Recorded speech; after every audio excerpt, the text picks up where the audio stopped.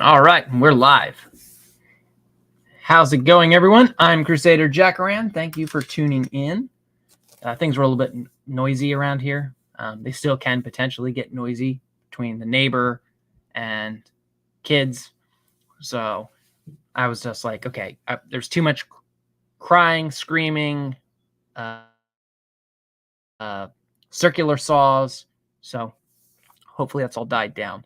I don't know if my microphone can even pick up some of that stuff. I know when I do some recording, I do get some of the thumping and the crying and screaming. So I was just like, okay, let me see if I can, wait, because that's all about to go away.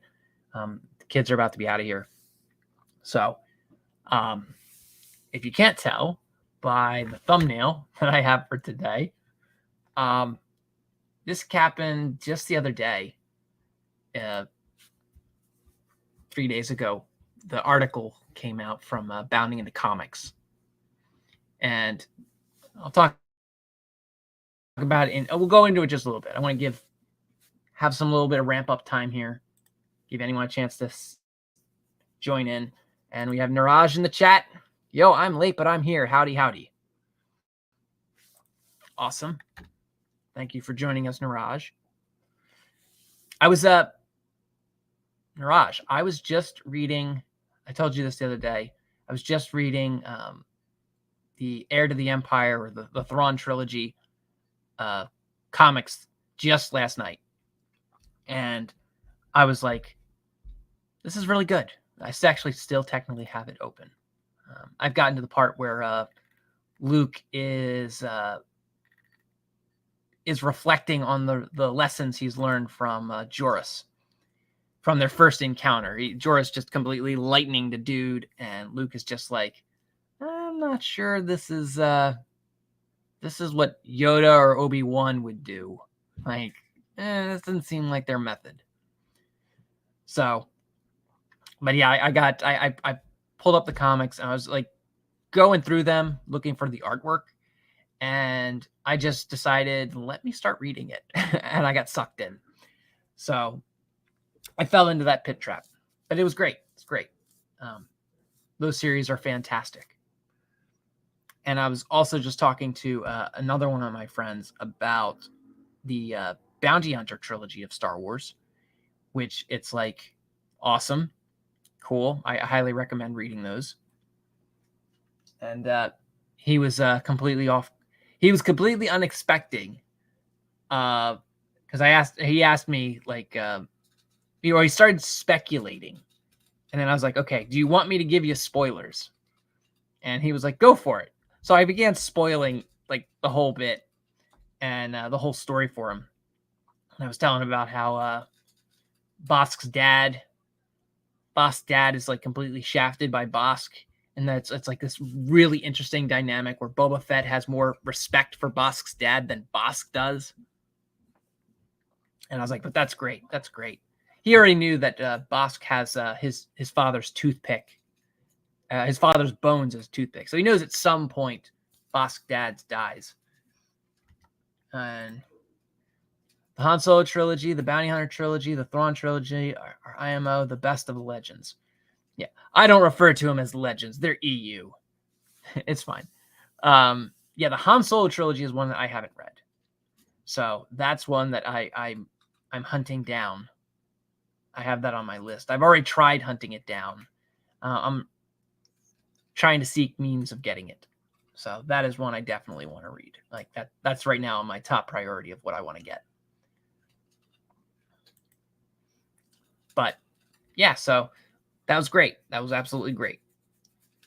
It was great to I've been reading a lot of Batman comics too lately, because I'm a Batman nerd, and I already have it on the docket. After I'm done reading Batman, I plan to read Birds of Prey, because I haven't really read that much of Birds of Prey. I've read maybe half an issue worth.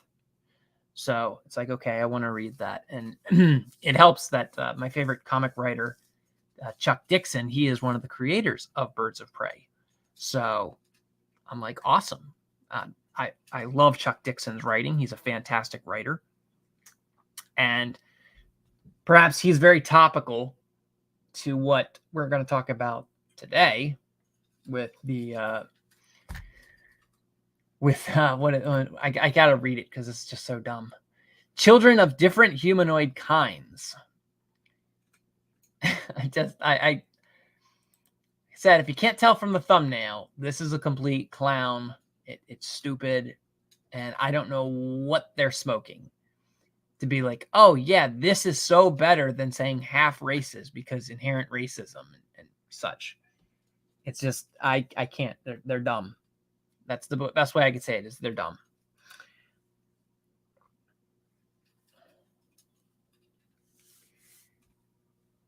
All right. Well, I think gave it enough time. Let's hop over to this article.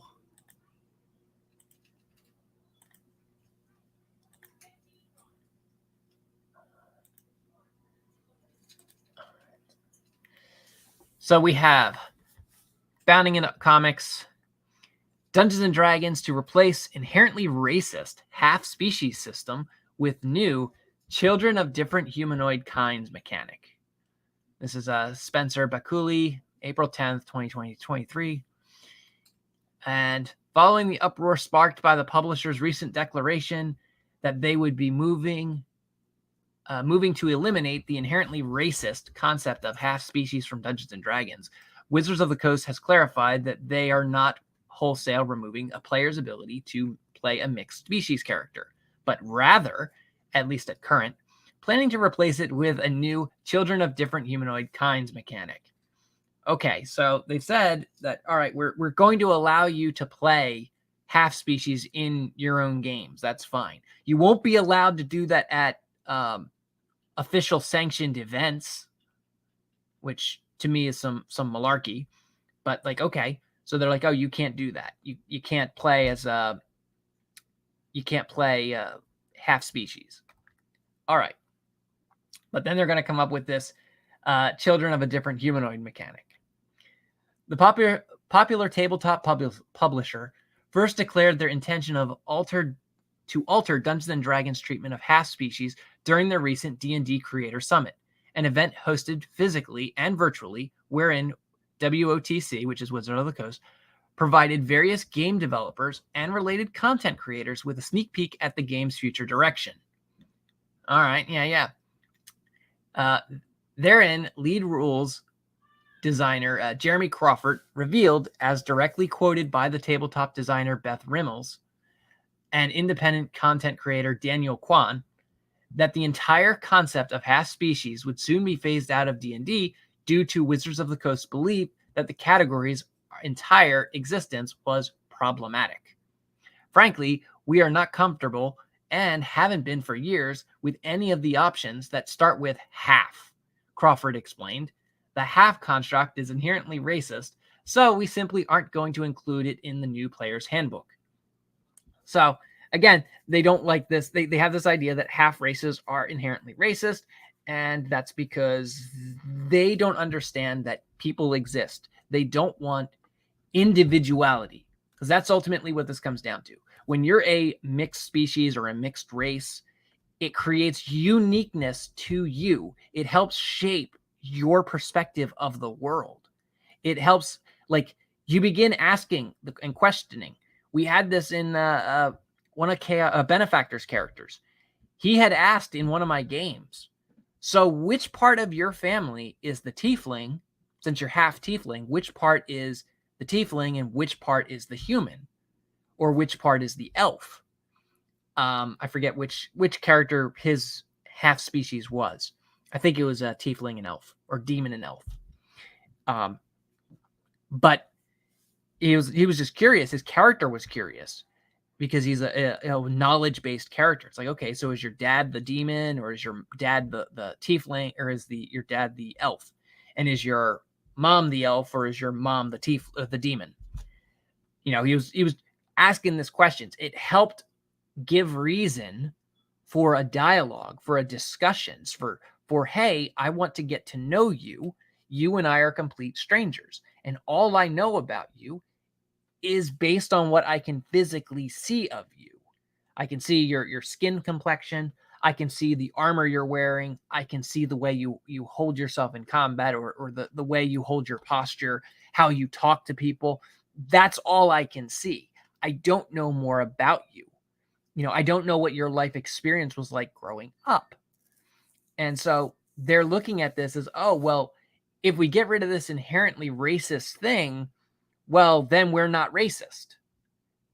And it's like, well, you're still going to have people who want to ask these questions because it's very relevant. It's very topical. It's very pointed to the experience of Dungeons and Dragons. It's very much a part of the entire gameplay. And for me also, as a writer and as a dungeon master, I also use it to determine evil. Okay. The common idea is that, oh, all orcs are evil. Just like all white dragons, I guess, are evil.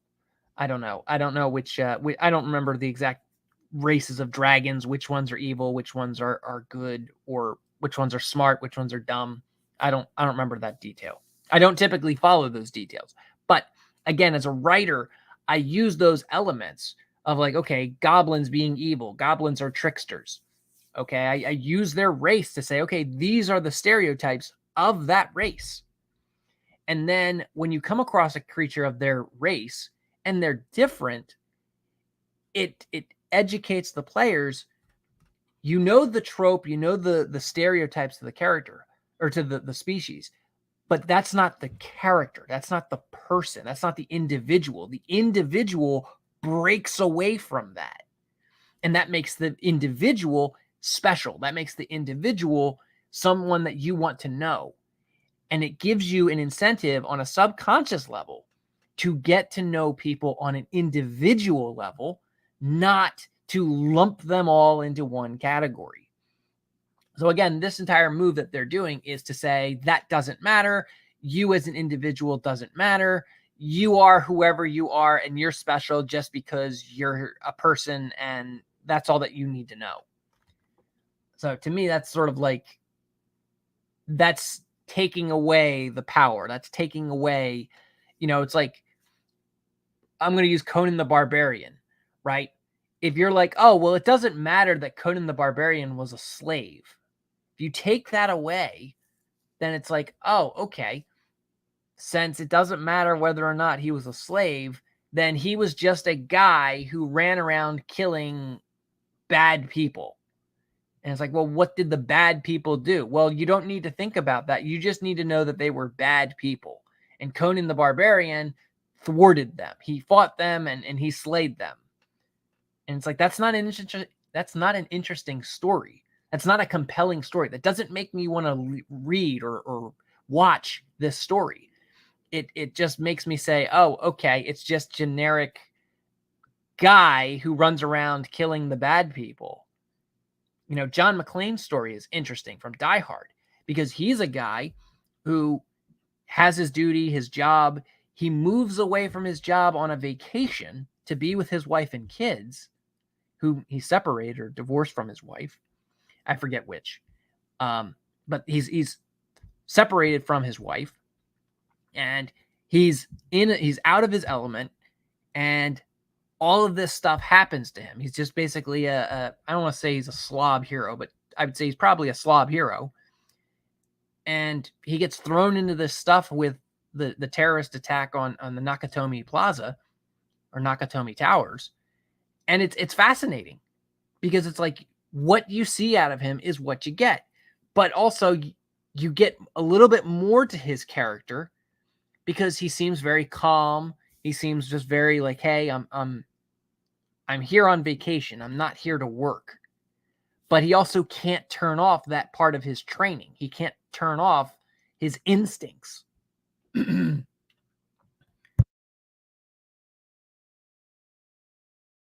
So it's like that's what his character brings to the table. And you get that just on his appearance. You get that based on stereotypes that his character checks off. He checks off these boxes of, okay, stereotypical white guy, New York cop, or New York guy. Well, actually, yeah, they introduced in the very start of the movie, he's a cop, when they see that when he reaches into the carry-on container or closet, he reaches up. The guy who's sitting in the plane next to him sees that he's got a gun, and then he says, "Oh, I'm a cop. It's okay." And the guy's like, "Oh, right, yeah." And you get the gist of that. It's also a little bit of like a culture difference. Like that's kind of the point there to show you just the cultural difference. And it's also to set up like, okay, now you know he's a cop. You know his background. He looks like a stereotypical dude. Nothing fascinating, nothing important about him, but he is a cop. Okay, and you can see he's not out here trying to do any heroic things. He's just a cop, and he's out on vacation to see his wife and kids for Christmas. And he's like, you know, as he's behind the scenes, he's trying to build up the courage, and he's trying to build up the wisdom, because he doesn't have wisdom. I don't want to say he doesn't have wisdom. He doesn't have the intellect. He doesn't have the intellect as to how to talk to his wife and work out the problems in their relationship. He's got wisdom, but he doesn't have the knowledge, the ability to say, hey, I want to spend the rest of my life with you. I don't want to be miles apart. All of this just from stereotypes. All of this just from a simple race.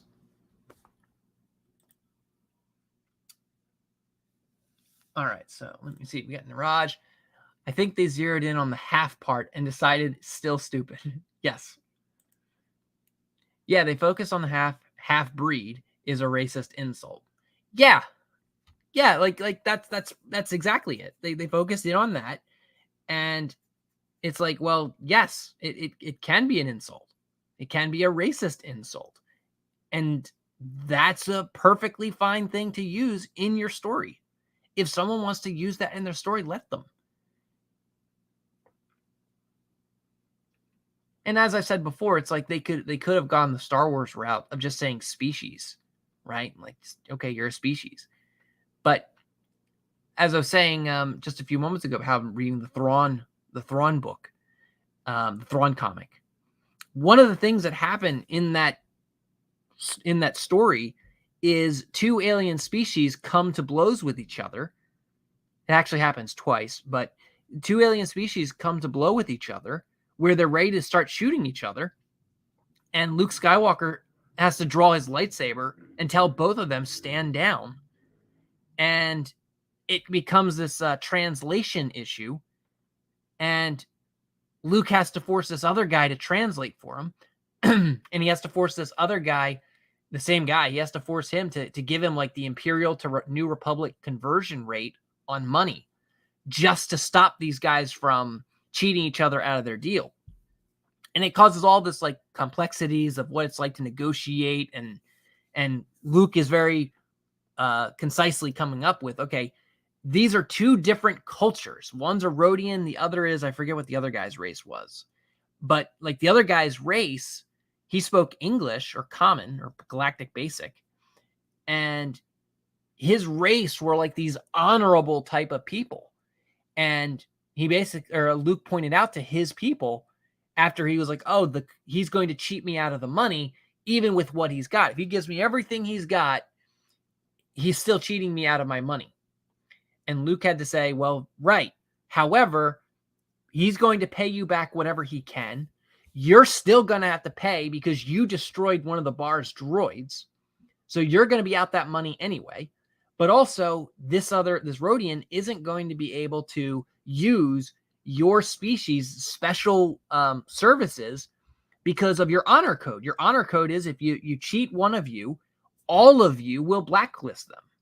So, you know, it's a win-win as terms of how you can solve this so that you both walk away with this with your lives and you don't have to go around shooting each other.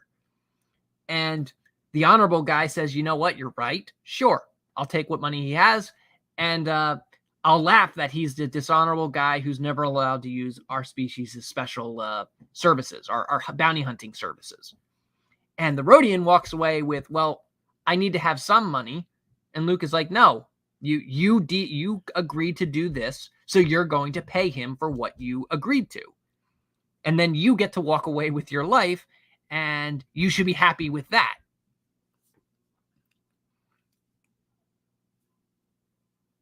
So it's like, the racial factor of it is a part. It's a great storytelling mechanic.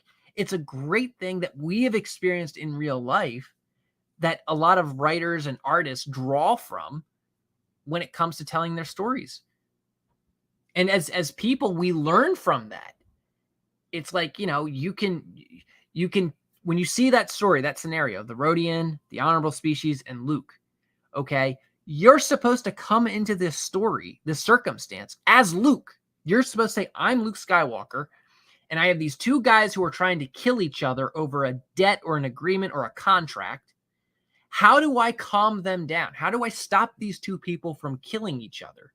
Because it's unnecessary. These guys are endangering everyone around them. How do I stop them from just blasting each other? That's what you're supposed to do as the reader. You're looking at this. And so, when you come into these half breeds, when Dungeons and Dragons has these half breeds and they have these circumstances here, all right, they should be trying to say to you, like, hey, how would you avoid this? Okay.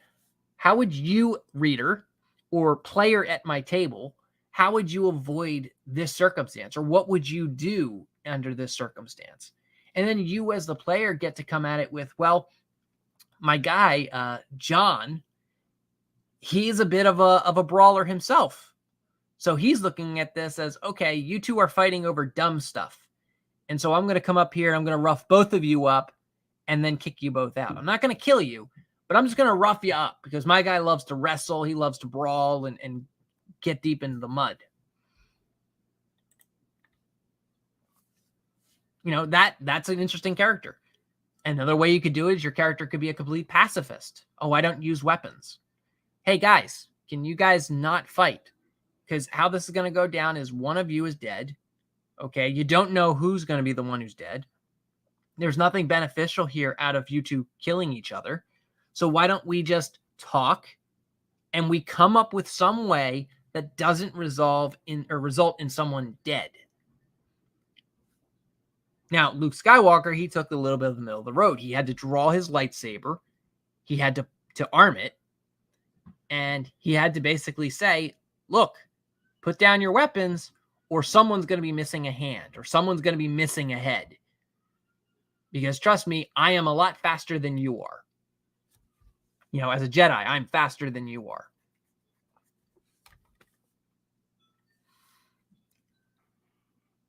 All right, back to this article. Offering one caveat, the designer then assured players that despite the half-species official removal from the player's handbook, if someone wants to play those character options, they'll still be in D&D Beyond, and they'll still be in the 2014 Player's Handbook. Soon after the event, Crawford's announcement spread like wildfire across social media, as many baffled players understandably took this exact wording to mean that Wizard of the Coast would be eliminating all mixed race mechanics from the game. So yeah, they that's what my last video was about.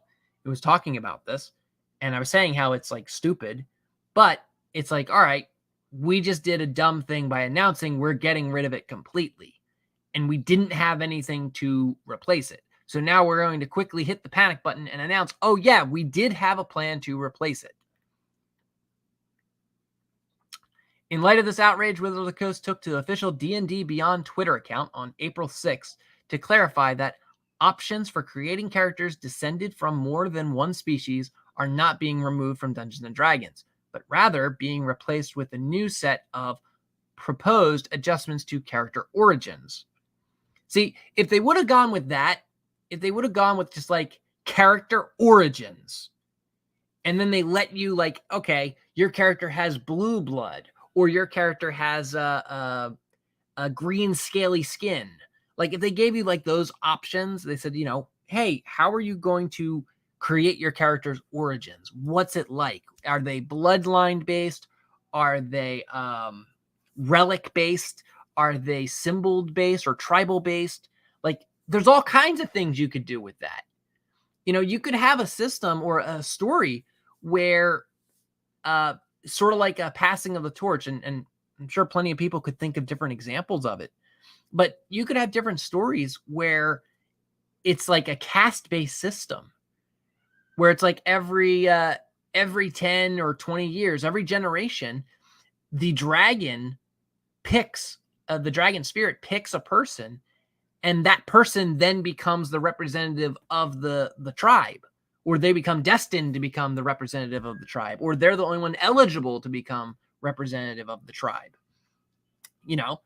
That's a possibility. That's an interesting origin you could go with. It's a caste-based system. It's saying you're destined to fall in line with this trajectory. You're destined to be somewhere in this position. And the caste-based system has its problems. It's typically in the modern world, in our world, a caste-based system, its drawbacks are huge in that you're not allowed to break free of it. You're stuck in that system. If you're supposed to be a farmer, you're going to be a farmer because your parents were a farmer. Too bad.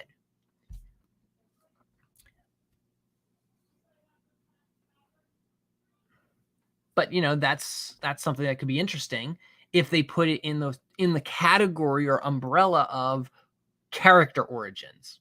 And they were just like, what's your character origins? You make it up. We're throwing it at you. Is your family a bunch of mountain climbers? Are you a bunch of animal speakers, wolf speakers? Are you guys fishermen from a fisherman village? And you don't mention race. You don't have to. You could just say, what are your people doing? Where are your people from? So here's what they said. Options for creating characters descended from more than one species are not being removed from Dungeons & Dragons. Proposed adjustments to the character origins have been open to the community since August 2022, or August 2022, and will be revised further. Per this new system, rather than creating characters whose mixed lineage grants them some unique appearances, traits, and abilities, players will now simply base their character stats on only one of their parents' races, with the only elements actually affected by the character being biracial are the appearances, and natural lifespans. Which is like, what's the point then? Why are you even doing this? You're like, oh, it's inherently racist, but we're still going to let you define the appearance of one species over the other species. Why? Just why? Like that right there. They should be, if they have issue with half, they should have issue with that, because you're focusing on the biracial appearances. You're focusing on the natural lifespans. That's drawing a distinction based on race. Like someone is going to have, in lore, someone is going to have a prejudice against that. So like they're completely kicking the can down the line. It's just stupid. If you'd like to play the child of such a wondrous pairing, I like this is them trying to cover their own racism. If you want to be a child of such wondrous pairing, choose two race options that are humanoid. So you're a half race, and also I'd take issue with humanoid. So only humanoids can be half races. To represent your parents, reads the current rule sets. Then determine which of those race options provide your game traits, size, speed, and special trait. You can then mix and match visual characteristics. Finally, determine the average of the two options, lifespan traits, to figure out how long your character might live. Concludes the very basic instructions for Wizard of the Coast's new system. And they have this this little excerpt, which I'll read because I have no idea what this says. I've never read this. Children of different humanoid kinds. Thanks to the magical workings of the multiverse, humanoids of different kinds sometimes have children together. This is so dumb. This is dumb. Humanoids of different kinds sometimes have children together. You might as well just say sometimes ants and bees mate. Like, dumb. For example, you're even giving an example. Why are you giving an example? You just... For example, folks who have human parents, who have a human parent and an orc or an elf parent are particularly common.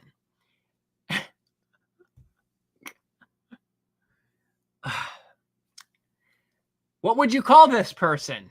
What would you call this person? This folk who have a human parent and an orc parent. What would you call them? Orc?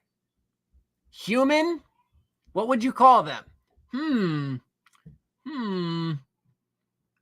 Maybe half orc? Maybe half human? Maybe a hybrid person? Like, what are the rules here? What do we call this person? We just call them children of different humanoid kinds? Is that what we call them? It's like, oh, my parents are human. Oh, well, my parents are orcs.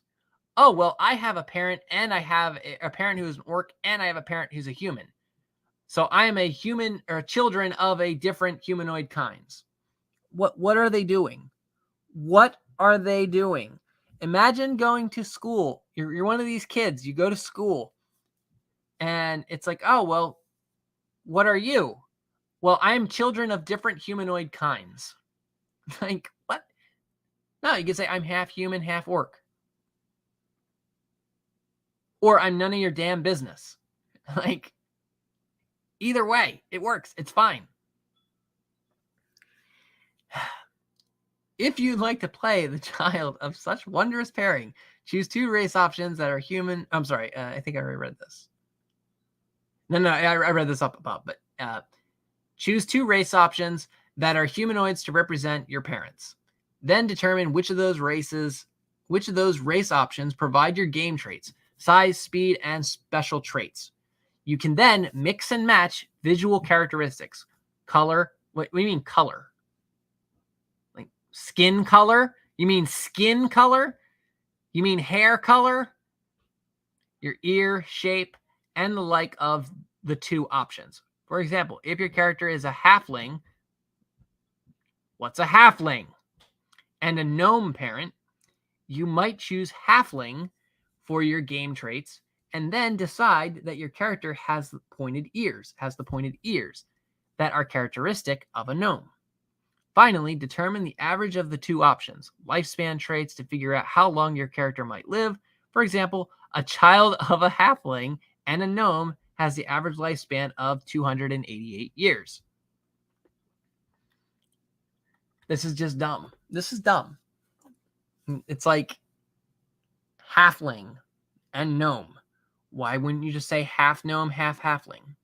Maybe that's a little bit of a tongue twister. That's probably why. And as far as I understand, they use halfling when they mean hobbit, but they're not allowed to use hobbit because that's Lord of the Rings trademarked. And that's as far as I know. I don't know if that's true or not. That's hearsay, what other people have told me. Notably, despite taking the time to offer this classification on D&D's new rules, Wizards of the Coast have yet to offer any reasoning as to why the concept half species is, as Crawford claims, inherently racist. That's correct. Like no reason. They think it's racist. Therefore, it is racist.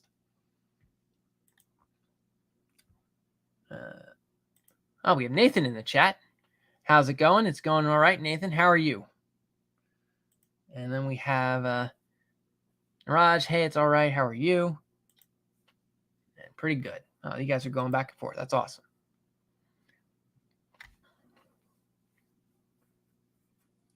So that seems pretty dumb to me. That maybe again, maybe it's me. I think there's a lot of people who agree with me on this. That's like their entire issue here, their entire thought process is hey, we're getting rid of half races, but we're going to call them children of different humanoid kinds. Why? Why is it only humanoids? Isn't that inherently racist? Saying humanoids? That sounds pretty racist. Inherently racist.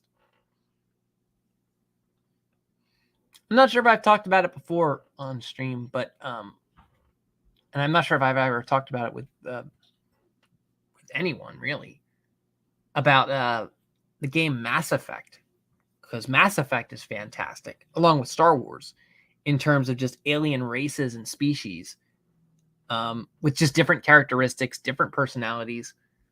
One of the races that are cool in Mass Effect is the Asari, because the Asari, one of the things that they do is they are like a psychic race, and they're like a psychic shapeshifter. So, like, they are universally capable of breeding with almost every species, but it always comes out to be an Asari that gets born. And one of the things they do with their psychic shapeshifting is, if you're going to mate with an Asari, they project themselves into your mind what your species looks like so that you can breed with them. So it doesn't matter what species you are in Mass Effect. When you see an Asari, and if you're in a relationship with an Asari, they project an appearance that is of your species. So whether you're a Turian, a Krogan, human, Valerian, you're seeing a species equivalent to you when you're romancing them, when you're having sex with them. To me, that's fantastic. That's awesome. That's great. That's an interesting species. In Star Wars, they have the Zeltron, which are like the top tier, for at least for humans, for humanoids. They're like the top tier, sexiest species, because they have they have 2 livers, which allows them to like double their alcohol consumption. And then they also have a pheromone control, or a very powerful, potent pheromone that they can exude and influence others with. And it's intended for attracting mates. And so their pheromone control, their pheromone ability helps them attract mates. And as far as I know, they are compatible with breeding with humans, or the slight variations of humans, but they are effectively just pink humans with 2 livers and pheromone control. They also, Zeltrons, their key characteristic is that they have pink skin or red skin, and like purple hair, or some flagrant or some like variant of purple, pink, or like dark blue hair. I don't recall if they have red hair or if they have green hair. I believe the spectrum for their hair color is in the blues and purples, or blues and like violet area. But they're a race and species that's like, humans absolutely love dating them and romancing them and getting enamored by them, just because they're absolutely attractive. But also they have a pheromone. They have a pheromone control that lures them in, makes them absolutely attractive and seductive. It's also equivalent, or it's relatable to, or reflected on. They're like the Feline from Star Wars, which they also have a pheromone control. It's not as potent as the Zeltrons, but they do have a pheromone control so that they can lure and seduce and hypnotize their I don't want to say just mates, because it's not strictly a mate thing for the Feline. They're capable of using it on anyone to persuade them or encourage them to accept their way, or whatever it is they're trying to do.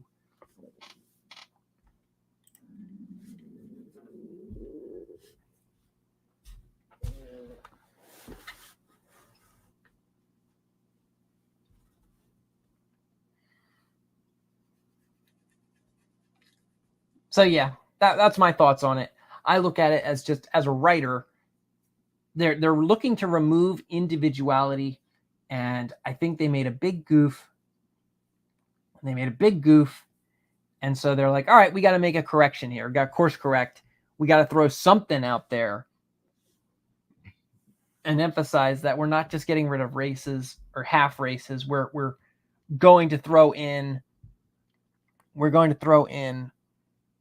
a bunch of nonsense to basically include half races, but we just don't like the word half because it's usually in well, I should say in their mind, it's usually synonymous with half-breed, and half-breed's a racist insult. So we can't have that. We can't imply that. We can't reference that. It's insensitive. Yeah. I would love, we got to make this a thing. We got to make this a thing of calling people children of different humanoid kinds. I want to do that now. I want to start referencing that. Children of different humanoid kinds. We need to make that go spread like wildfire. Be like, oh, these people in Chicago are children of different humanoid kinds. Yeah, I'm sure that'll go over well. That'd be great.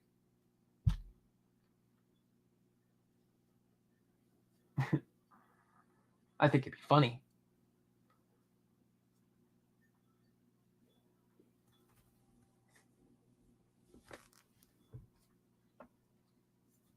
And again, as I've said before, many times now, I might sound like a broken record, but it's like these are elements that you can use for evil.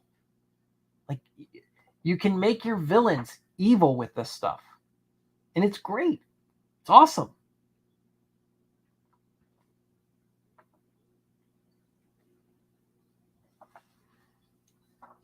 I don't know why they have a problem with evil from the writing standpoint. It's like, yes, let people be evil.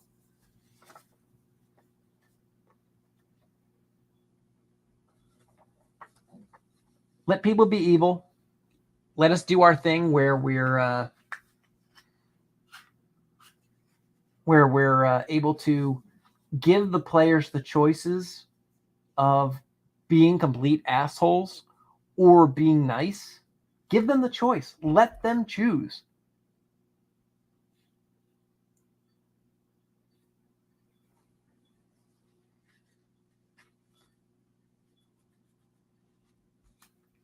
I just don't understand how it's like, okay, you have that on your character species. You have that on your character's character sheet. That's a part of your character's background. And it's like, oh, your character is racist because you have that on your character sheet. What? Or it's problematic. No, it's not. There's nothing wrong with it. Just leave it alone. Let people be people. Let them have their individuality. You know?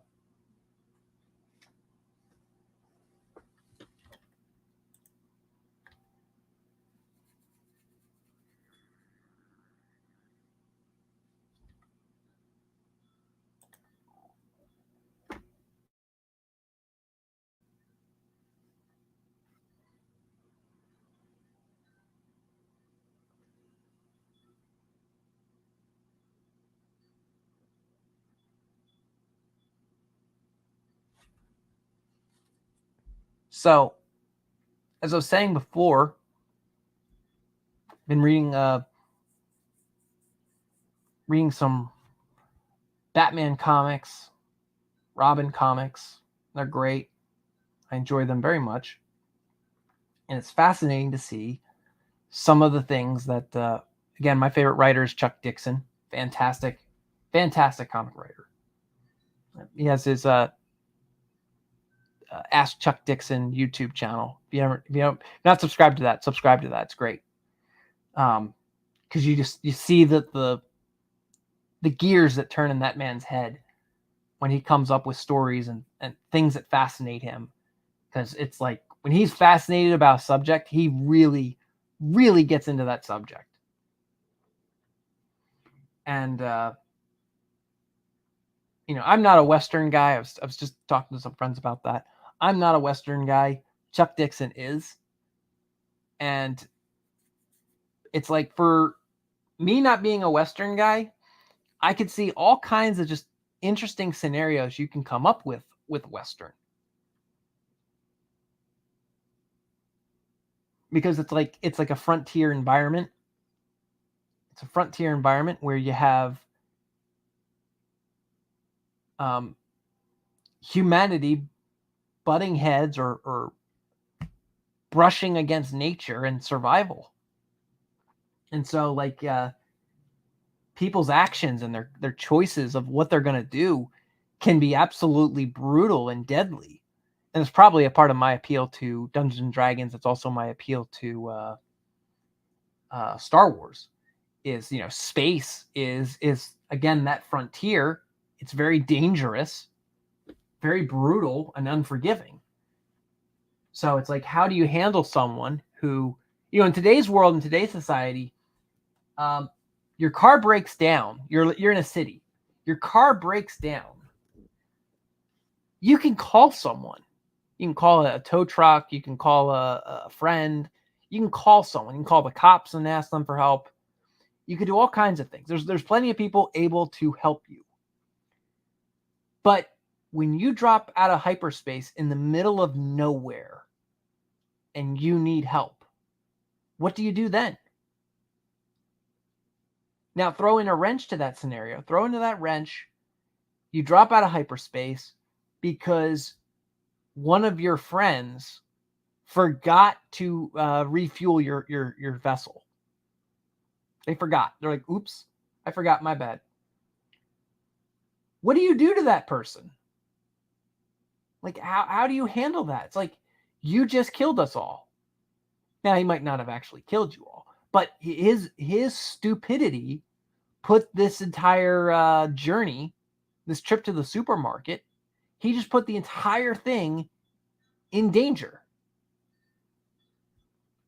So it creates this brutality factor where, you know, you see it in Conan, you see it in Westerns, you see it in like space sci-fis like Star Wars, where it's like, hey, you nearly got us killed, so we're going to run to an extreme option here.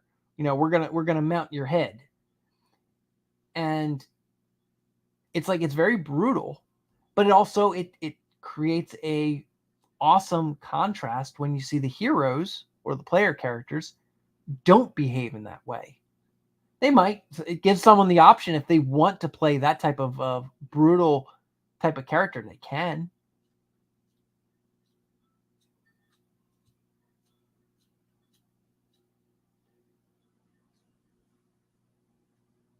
But that's a fascinating thing about it. To me, that's fascinating. That's awesome. It's like, yes, the brutality of it, the viciousness.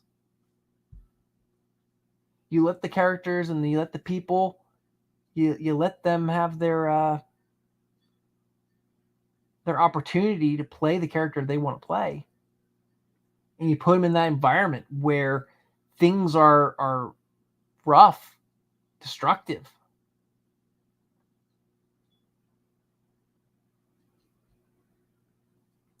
It's actually one of the ideas of the Star Trek episode Darmok,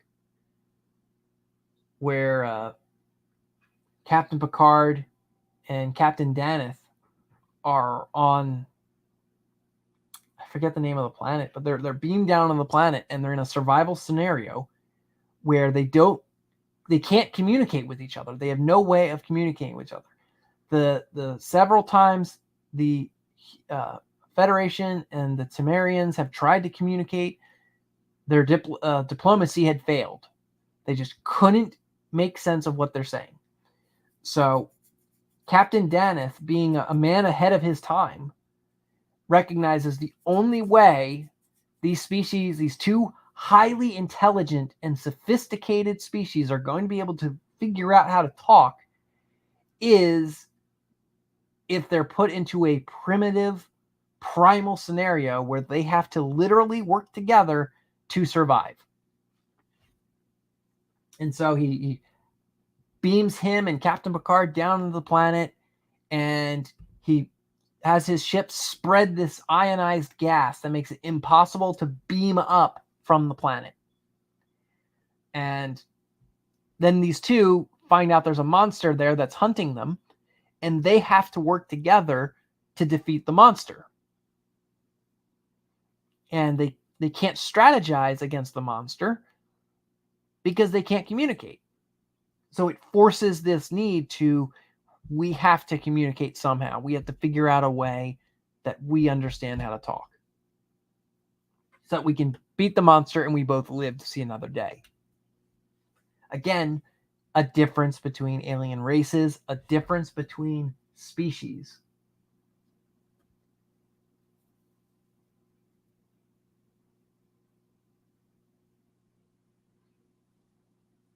And again, like that's an episode where you're supposed to come into this from the Enterprise's perspective or the Captain Picard perspective of these aliens just kidnapped our captain, and it's going to be a trial by combat. And you don't quite know what's going on. And when Captain Dana throws down his dagger to Picard, Picard's like, yeah, I'm not going to fight you. Like, I have no interest in fighting you. I get what you're trying to tell me to do. You want to do trial by combat. You're an honorable warrior race. I'm not going to do this. And then once they realize that there's a monster out there, Picard's like, okay, I'll pick up the knife. Now I understand that it's a survival situation, and one of us is going to die from this thing. And that's when Picard then realizes, no, we're in this together. The captain his idea here is that he and I need to work together through adverse circumstances. And I mean, that's a classic trope. You know, the friend of my enemy is my, or the enemy of my enemy is my friend. Yeah. You know, it's a classic expression, classic trope.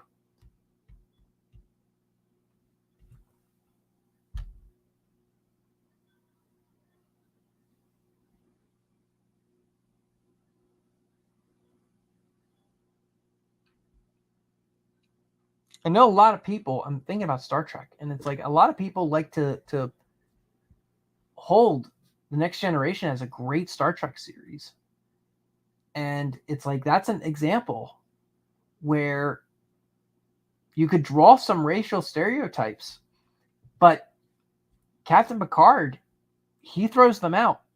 He's like, I can't think like an ordinary person. I can't think in this scenario. I can't just accept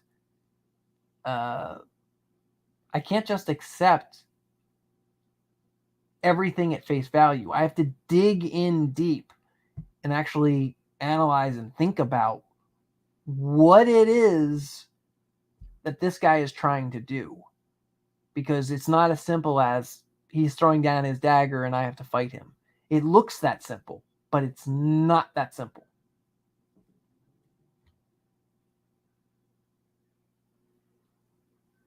Oh, Niraj, the enemy of my enemy is my enemy's enemy. What does that make us? Absolutely nothing. Yes.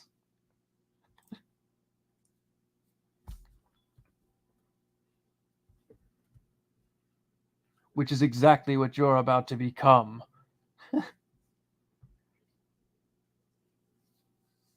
I've been hearing a lot of Spaceball references lately.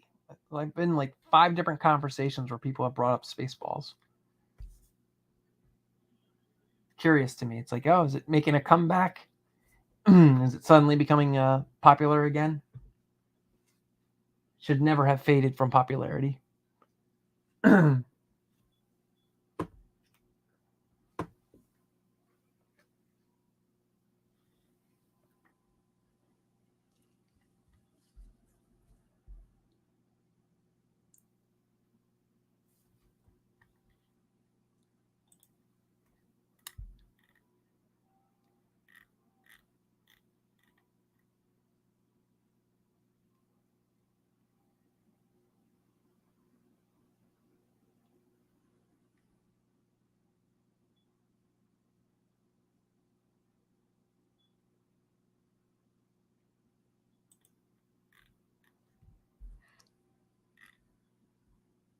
That was something I was gonna bring up.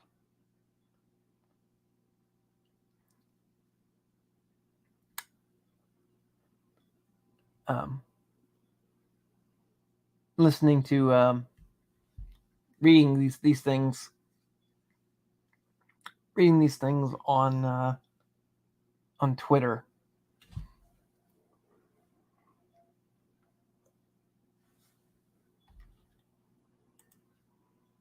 Yeah, reading these things on Twitter about Superman and just how many people don't understand his character. A lot of people that don't understand Batman either, for that matter. There's plenty of people who do, but it's like you get these people on Twitter who their method is like, oh, look, I'm going to take one panel and I'm going to post that, and that's my citation. That's my source for saying this is the character. And I was just talking about Chuck Dixon a moment ago, and Chuck Dixon was explaining how Denny O'Neil, who most people who know anything about Batman would attribute a lot of modern day Batman to Denny O'Neil. He was the idea guy behind Batman Nightfall. And it was his idea to do the story, and his pick to write the story was Chuck Dixon. So I thought that was pretty cool. It wasn't just Chuck Dixon. It was Chuck, Doug Moenick, and Jordan Gorfinkel. It was like between those three. And I'm sorry, and also I think Alan Grant. It was between those four that Denny O'Neil was like, okay, we're going to break up the stories, have you write this part, you write this part, you write that part. And they collaborated and came up with, what were they going to do, how were they going to write it, and things like that. And it's like a lot of these people that I see, it's like they post these panels, they post these things, and they're like, oh, look, this is Batman. Or they post these videos, look at Batman, this is Batman. And it's like, if Superman walked into a supermarket and just started slaughtering people, would you accept that as Superman? No, that's not Superman. It's not how Superman acts. Superman doesn't do that. So to be like, oh, look, it's here in a comic, that's what Superman does, he's done it before. It's like, no. He had done that because the writer was stupid. That's why he did that.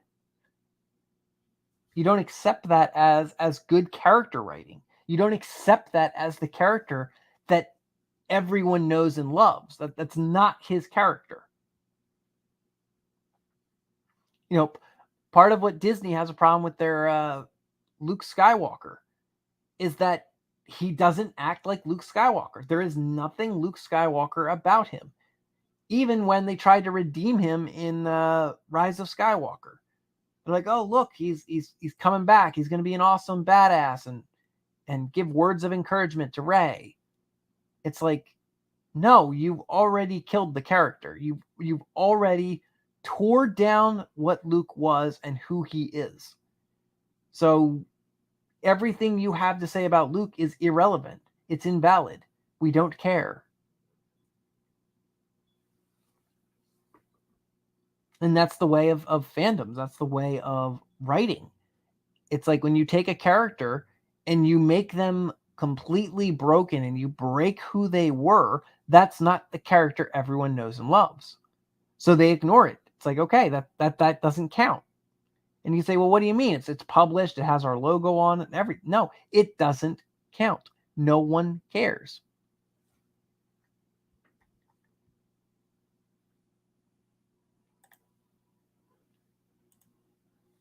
Exactly. Spaceball rules. That's why evil always wins, because good is dumb. Yes. I was just talking before I got on the stream. I was talking with some friends about the villain's journey, and it's a bunch of nonsense. It's a bunch of nonsense how the villain's journey is that the hero does something because they're inexperienced, they don't know any better. The hero does something terrible that works against the villain they're fighting. So it's like, all right, there is a bank robbery going on. The hero shows up and the hero thwarts them. But because the hero is new at their job, when they go to grab like a door and use it as a shield, the acid spray from the villain hits the shield or hits the door shield, bounces off and hits a little kid or hits a woman. All right. And the hero then takes the door, smashes it into the villain, knocks out the villain, and then they leave. And the ambulance shows up and they begin healing the person who has the acid on them. The person who has the acid on them gets so enraged and angry, either at the hero or at the villain, they then go the route of becoming a villain because their entire life gets terrible because they had acid splashed on them because of the hero. And then they become a villain that then go after the villain or go after the hero, and the hero has to fight them. And it's like, oh, look at this. The villains or the heroes create villains. And that's where villains come from, is the heroes create the villains. And I'm like, no.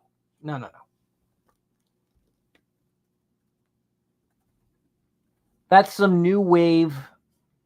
I would say that's some new way, propagandist way of story writing and storytelling. That's to be anti-heroism. It's to say, hey, heroes suck. And there's nothing great about being a hero, because heroes can be just as reckless and bad, and it's all a matter of perspective. There is no good and evil. It's just a matter of perspective. It's all one person's paradise is another person's hell. And it's like, no. There is no there is no like, oh, it's all perspective when the bad guy wants to show up someplace and do bad things. Like there is no like, well, you know, they shouldn't have bullied him. No. Even if you were bullied, okay, you were still able to walk away. You were still able to live to see another day and be your own person. Nothing was stopping you from doing that. No one got in your way. And yet this guy decided, no, I'm going to do bad things. I'm going to go out here and do some really bad things. Why? It's not a matter of perspective in that circumstance. It's like, this is a very evil person. This is a bad person. It's like a career criminal. It's like they aren't doing it because it's like, oh, well, you know, I had a tough life. It's like, no, this is what I get paid to do. This is my job. My job is to hurt people, and puts food on the table, lets me provide for my kids or provide for my family. You know, that's what career criminals do. It's their way of life. It's their 9-to-5 job.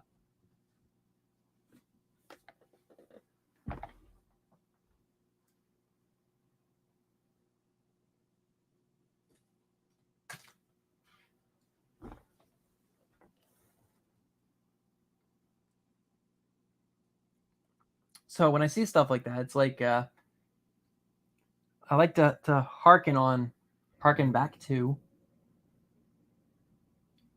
when you have heroes do heroic things.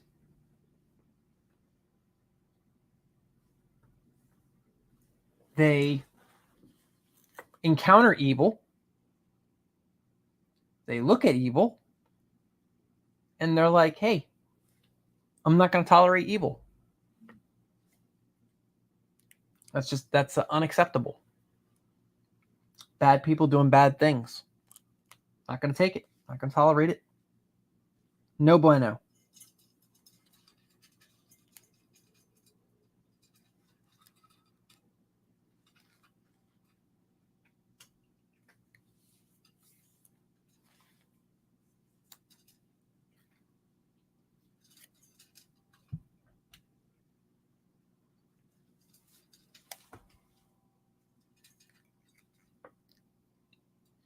And I'm glad I brought up Die Hard earlier, because that's a great one. And I'm trying to think of like another one where I've said I don't want to focus too much on Star Wars, because like Star Wars has a lot of great stuff of good versus evil. And I know recently the dumbasses at Disney were like, "Oh, well, the great thing about Star Wars is there's no good and evil." And it's like, what are you, smoking? Like, are you dumb? And I love people are pointing out they're pointing out on Twitter and YouTube. They were pointing out, it's like, yeah, Star Wars is totally not about good and evil, as they show the Death Star blowing up Alderaan. Totally, yep, it's not about good and evil.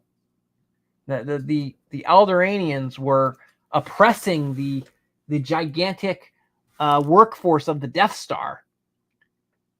The Death Star, the supreme battleship that's intent was to bring all of the galaxy to heel. Yeah, yep. It's a matter of perspective. It's a matter of perspective. It's all a matter of the guy working his 9-to-5 job for the Empire. He didn't know that he was going to be a part of this battle station to blow up planets or blow up fleets. He didn't know that. Like, he's an innocent bystander.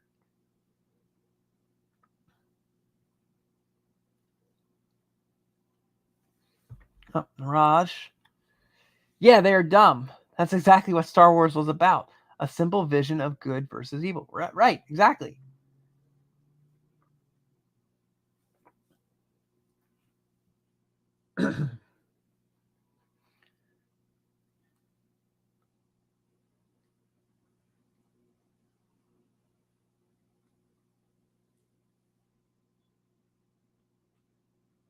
So right, when I see that stuff where it's like, oh well, Star Wars isn't good versus evil,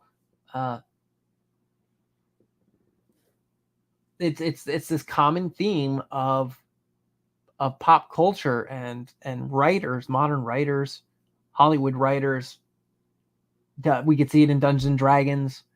It's like they're removing these concepts of good versus evil, and that's something that I've gone back and forth with the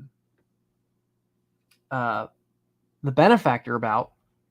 Is he's like, oh well, I like evil characters, and he argues, in my opinion, incorrectly, often incorrectly.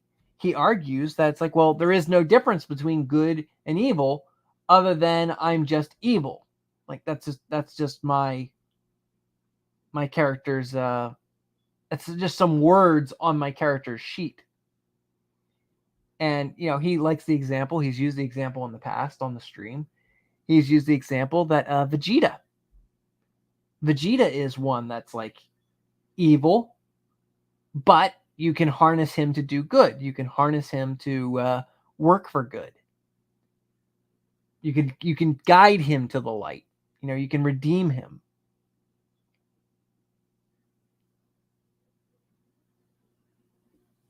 And to me, it's like, well, no.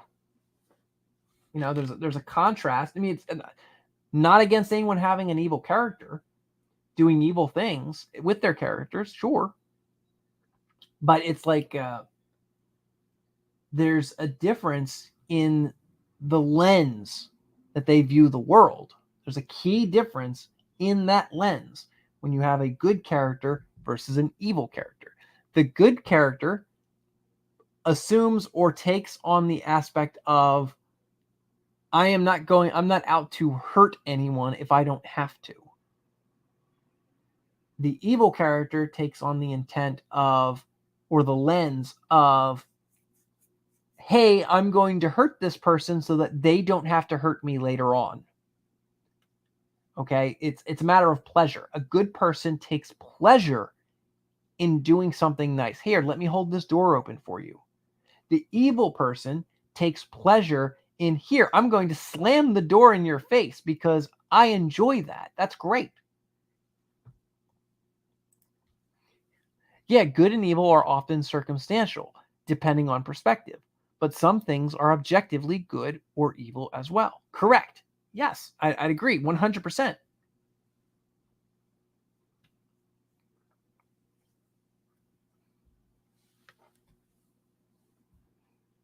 Yeah, and that's something that, like, when you, one of the things I don't like getting into debates with people about, because it's stupid even debating it. It's like, oh, well, is good and evil subjective or is it objective? And it's like, well, it's both. Well, it can't be both. Yeah, it can. Why not? It can. You can't apply some stupid rule of like, oh, well, nothing. It's either one or the other. It's like, well, no. There's a reason why the third option exists, I like well, I'm not gonna bring that up. But it's like I use the example of what I just did. It's like the good person is here, let me hold the door open for you. The evil person is, I'm going to slam the door in their face because it'll be fun, because I'll enjoy that. Difference right there. Difference is right there. Now, does that mean as a good person, if you slam the door in someone's face, you're evil? No. You're only evil if you take pleasure in that. If you're like, oh yes, this was great. I'm glad I did that. Now, that also has some wiggle room for, okay, you do some evil things, you do some bad things. Does that mean you're wholly evil? No, it doesn't mean you're wholly evil. You're an evil person who does some good things. You give a bunch of apples to some kids and then you go ahead and rob a bank. Okay, and you shoot people at the bank, right? Like okay, that's evil. But you did do something good when you gave the kids apples. Provided they're not like poisonous apples or anything like that. So it's like there's some leeway, there's some leniency, some wiggle room where you can go a little bit either way, where you can be evil and do some good things. You can be good and do some evil things. I think I've pointed this out before about the Joker. It's like the Joker from Batman has some interesting rules that he follows. Doesn't have a problem taking on the army, doesn't have a problem taking on the cops, doesn't have a problem taking on Batman, doesn't have a problem taking on other villains, doesn't have a problem kidnapping kids, doesn't have a problem robbing banks, doesn't have a problem with war crimes, chemical warfare. He's perfectly fine gassing people.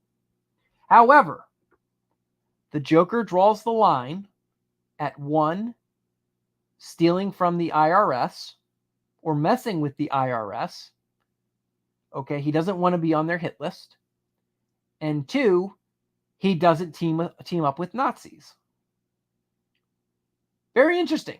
Very interesting. He's perfectly fine with all the other things that I just mentioned, but those 2 things are rules that he draws a line in the sand. Oh, I don't do that. I won't do that. And it's probably because to him it's funny. To us audience, it's typically funny too. We do find that funny. But it's like there's an example right there. Evil person. The Joker is evil. If you don't think the Joker is evil, I don't know what to tell you. But as an evil guy, he has rules.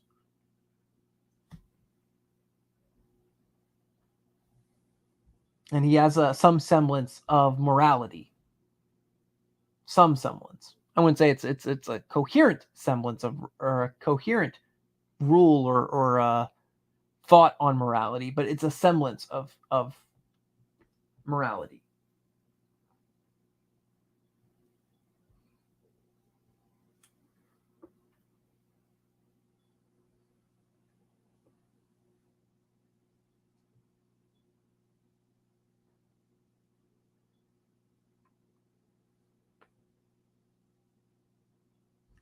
And I'm going to hold that thought.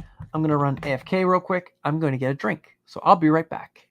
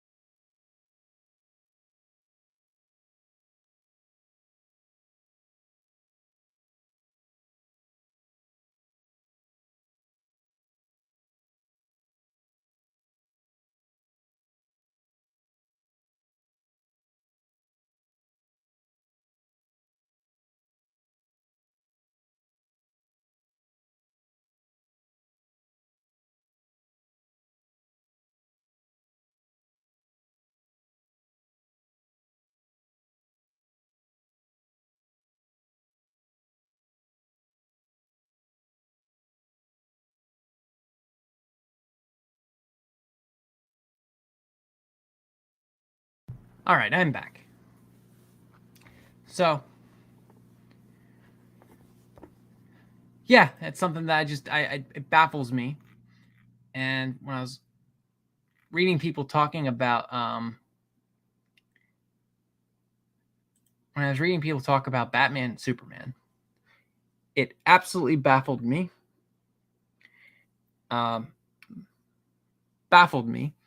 Listening to people talk about these things, talk about these characters, with no clue as to what they were talking about. Because they're taking things from like, oh, look, Superman did this one thing. So, therefore,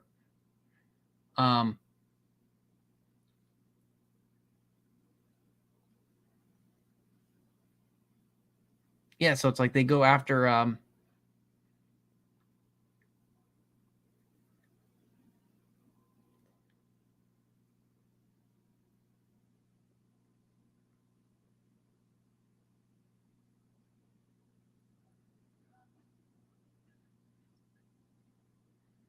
sorry, I was watching a video. I'm getting distracted by this video. I gotta stop watching it.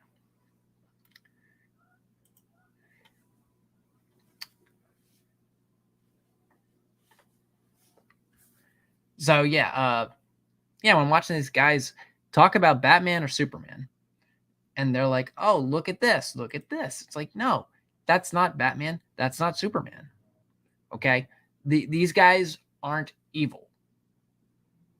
And like, what's going on about? We were going on about truth, justice, and the American way. And this one guy kept putting words in my mouth about how Superman is an American citizen, so he basically doesn't care about other races, doesn't care about other nations. It's like, no, that's not Superman. Okay, it's not that Superman doesn't care about them. It's that Superman believes the American way is the superior way. And by superior, the American way is to mean individual freedom and liberty. So by Superman having that mentality, that idea, he believes that humanity should have freedom. Humanity deserves freedom. And not just humanity. He's basically saying all life, all sentient creatures that are self-aware, sentient. So when you see something where Superman's like, oh, truth, justice, and a better tomorrow, it's like, that's not Superman. Well, don't you think a better tomorrow is a good thing? Like, don't you think that's something that Superman would? Okay, sure. But the slogan is the American way, because the American way is individual freedom, individual liberty. And everyone should have that.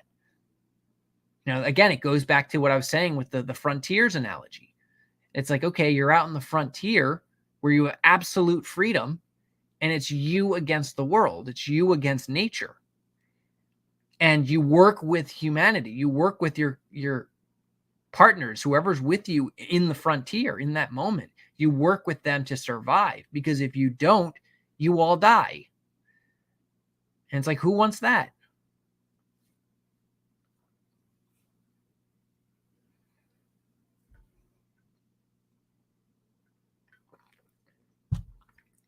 That's the angle.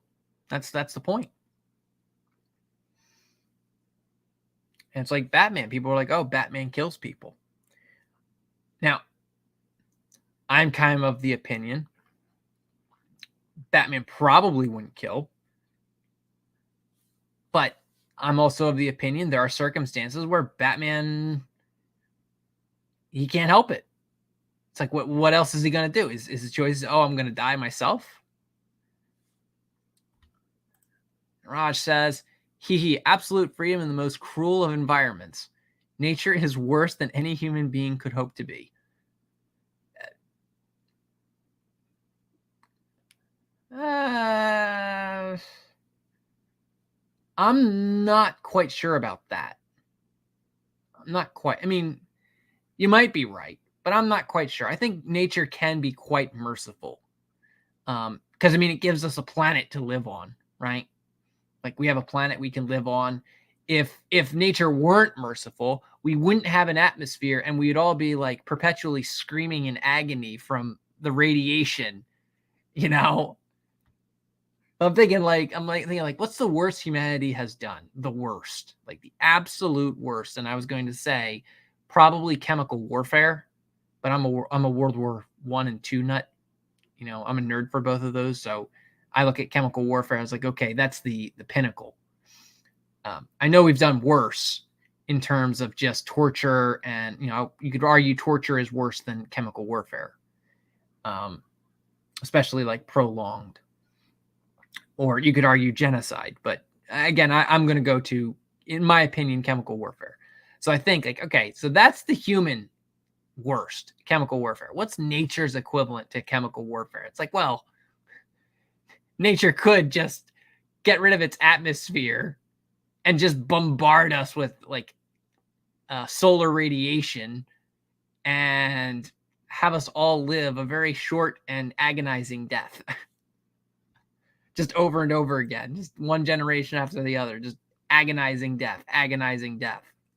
You could argue that is happening, but I don't believe that. I think life's a good thing. I take the optimistic route of life, of looking at life and reading and assessing life.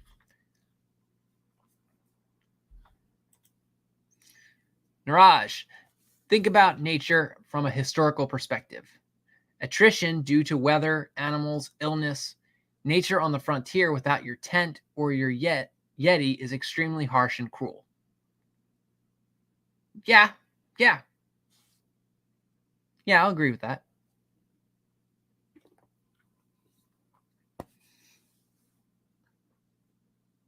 And like I said, like that to me is like, that's with Superman's phrase, a better tomorrow.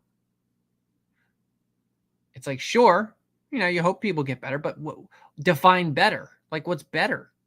Like, what's the goal? Just, a better tomorrow.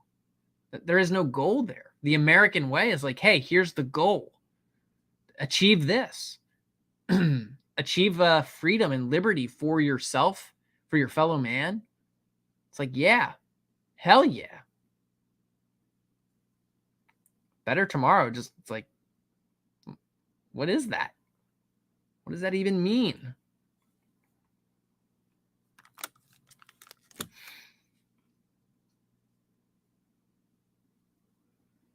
And like I was saying before about like Batman killing people, it's like I'm of the opinion Batman isn't above killing. He might have to. He doesn't want to. It's not his goal to, but he might have to. Like Luke Skywalker. Luke Skywalker isn't, once he's a Jedi, he's not actively trying to kill people. You know, he recognizes like, I have this power. I have to wield it responsibly. I have to temper that power. I can't just unload it and unleash it on everyone who I see fit.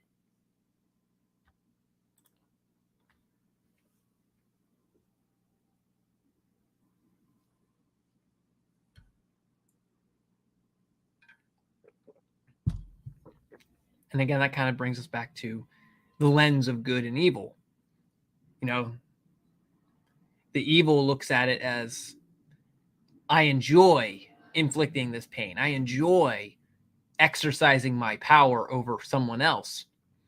Where the good is, I have this power.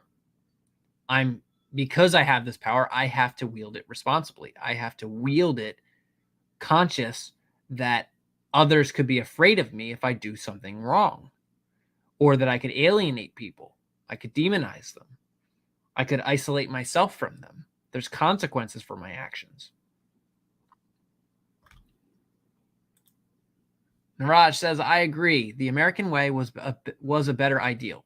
Today's political narrative is incorrect in that it demonizes a country that always idolized freedom and liberty, even if it struggles to live up. Yeah, exactly. Like, we might not achieve or actually focus on those goals, not as much as we used to, or we might not actually practice what we preach. But it's like, that's the goal. And going away from that goal is not a good place to go. Like, we should be going towards the goal of freedom and liberty for everyone, not shackling and oppressing those who disagree or those who aren't in that sphere.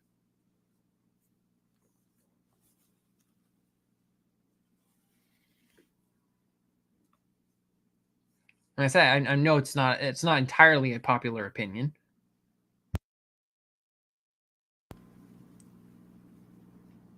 But I look at Batman as like, he has his rules, he has his ideas. He looks at his role and position in society as like it's a necessary thing. It's a part of the process, which is furthermore why he tries to do what he can not to break any laws.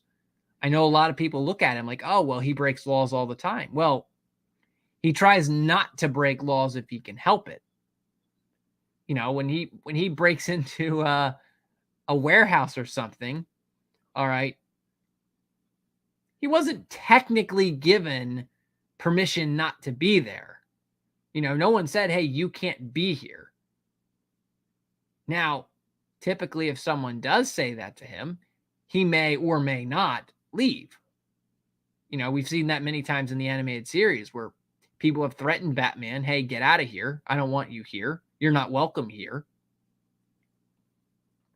And Batman leaves.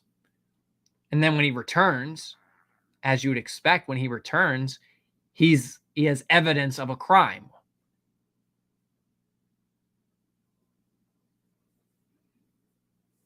You know, because Batman is following the ideals of a citizen. Superman follows the ideals of a citizen. You know, the common introduction of Superman to society is, who are you? And he just says, I'm a friend. Just that, I'm a friend. When we play Dungeons and Dragons and we introduce ourselves to each other, we introduce ourselves to a potential NPC who can give us a job. It's I'm a friend, or hello friend, hello ally.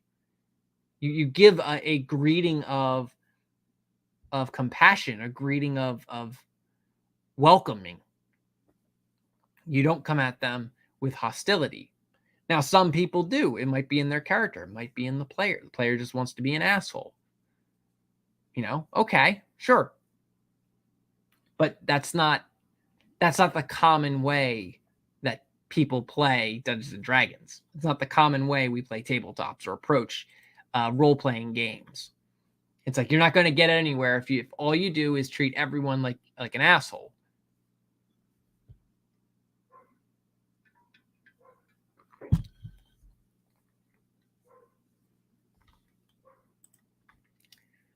Niraj says, only because it's shooting each other in the face with ion weaponry isn't socially acceptable. Yes. Well, it's like, I said this before in a previous conversation about the show Deadwood. The show Deadwood is a very fascinating show. It's a TV show, so you got to take it with a little bit of grain of salt. But it does a pretty good job giving you a contrast of anarchy versus a government society or a government-controlled territory. And that Deadwood itself is, here's the background. The Deadwood itself is outside the United States at this time. It's in North Dakota, if I recall. All right, and the United States is territorially expanding to the west. So it's getting there. It's progressing there, but it's not yet there. And so Deadwood falls into this category of, it's not American territory, and therefore they don't have to obey American laws. So they're like, awesome, we're free. We're completely, our camp is completely free of law. It's complete criminal rule. And so you can't have most people today would say it's anarchy. But part of the premise of the show is that they struggle with the idea of they have to have a mayor. They have to have some level of government body so that the US government doesn't come in and just say, well, you guys don't exist as a town. You guys don't have any government structure.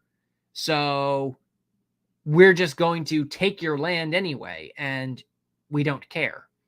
So they actually have to establish a mayor, a city council, etc., or a town council, just so that their little bit of government, just so the U.S. government doesn't come in and just knock them over as just a bunch of homeless people. And so they do a great contrast. And the government they set up is completely phony. It's a bullshit government. Because they still run the town like they did as if they didn't have a government. And the gist of it is they follow criminal rule of law in this anarchist society where it's like everyone is free to do anything. Anyone can shoot anyone. Anyone can beat up anyone. They don't care.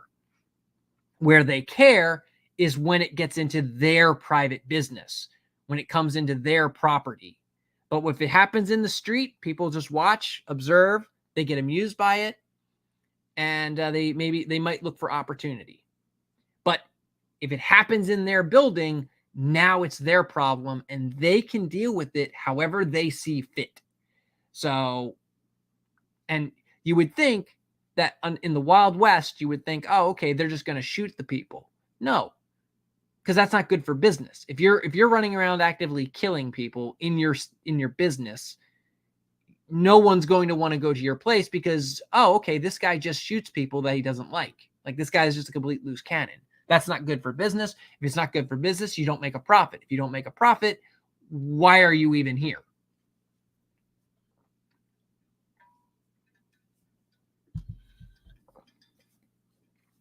So I'm saying the show is a great example, a great contrast of, okay, here is a society of people who are following the ideals of government. They follow the regulations, they follow the rules. And then over here are the criminal anarchists who want their autonomy, but they also have to have some level of a gentleman's agreement, a nod of understanding that, hey, in order to survive out here on the frontier, we have to have some form of amicable negotiation or amicable agreement of how we're going to conduct ourselves. And like one of the things that are cruxes of the show is there's a guy who it's Bill McCall. That's who it is. It's Bill McCall. He is the assassin that killed Wild Bill Hickok. And he does it in Deadwood. He kills him in Deadwood. And his entire idea is that, LOL, I'm going to be famous for the guy who killed Wild Bill Hickok. That's going to be my claim to fame. Everyone, forever in history, people will know me as the guy who killed Wild Bill Hickok.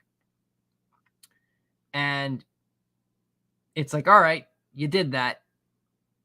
And from doing that, he pissed off a lot of people in town. They wanted to kill him. But they end up having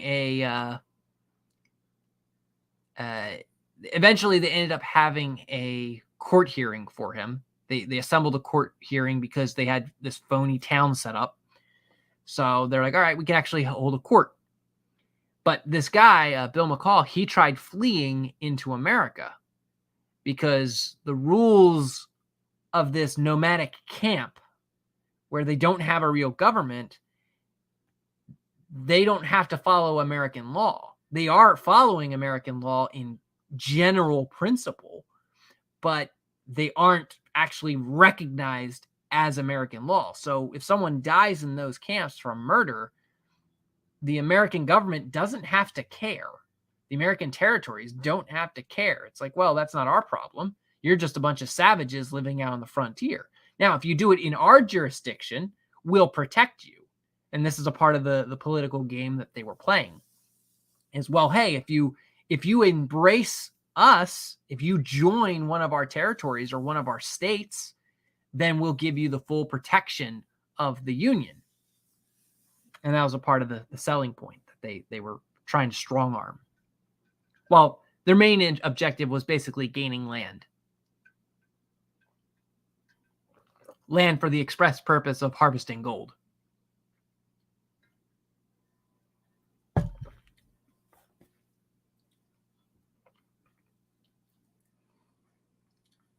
But in story-wise, like Deadwood is a great example. That TV show is a great example of what we go for in Dungeons and Dragons. It's what we go for in my Star Wars game. It's one of the key things that we go for. It's like, okay, here is an anarchist society. Here's an anarchist way. And we all like these, like Dungeons and Dragons has Thieves' Cant, which is the language of the underworld.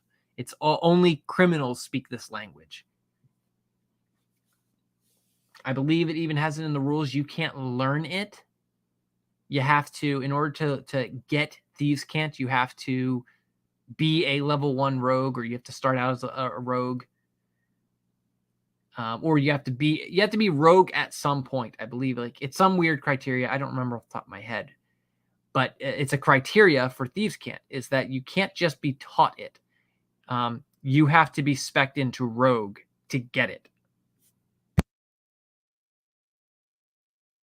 And that's to say that the criminals have their own tongue, their own method of conducting themselves. And as I've said about Star Wars, it's like Star Wars is full of that. It's that frontier. There are rules, but they're kind of just general rules of conduct that we as people, we as gentlemen, agree to follow. But we can break them at any point in time. But if you break them, then you have to acknowledge or recognize the ramifications of breaking those common courtesies that we extend to each other.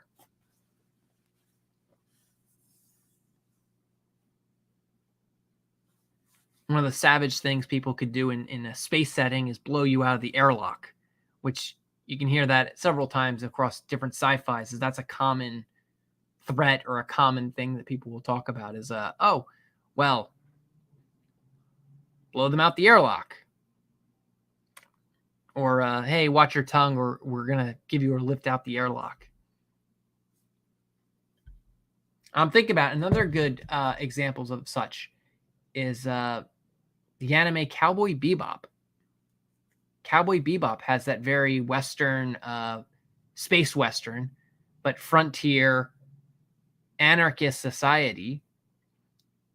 Each of the different, as far as I remember, I'm not too familiar with it. I just thought of it off the top of my head as I'm using it as an example, but I just, the legal authorities in Cowboy Bebop are, I would say, very strained. I mean, strained enough that bounty hunters are a thing, a very popular and wide thing. I mean, there are cops. Jet, one of the main characters, he's a cop, or he was a cop before he became a bounty hunter. And his whole story is that he got betrayed by another cop, which is how he lost his arm. But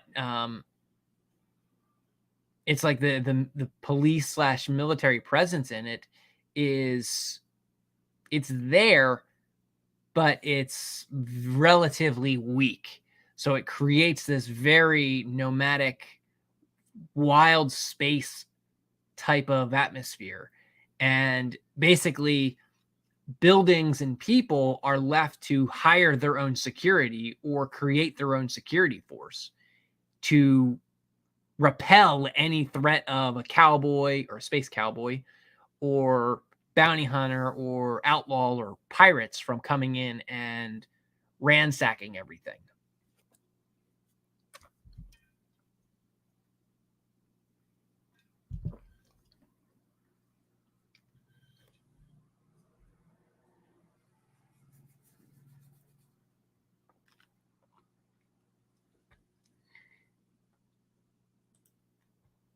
Let's see if I can.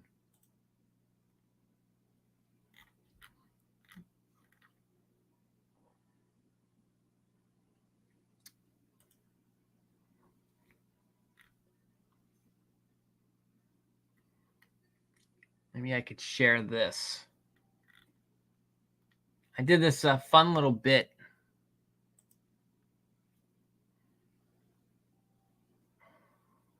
Not to change topics too abruptly.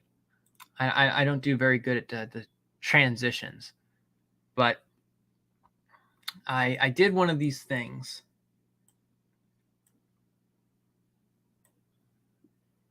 Because maybe I'll do a stream about it, talking about loot and weapons and things like that.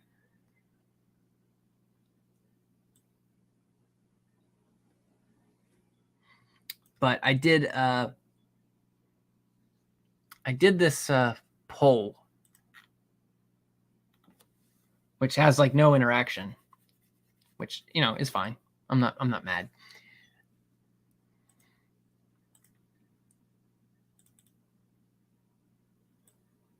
This is from my Star Wars game,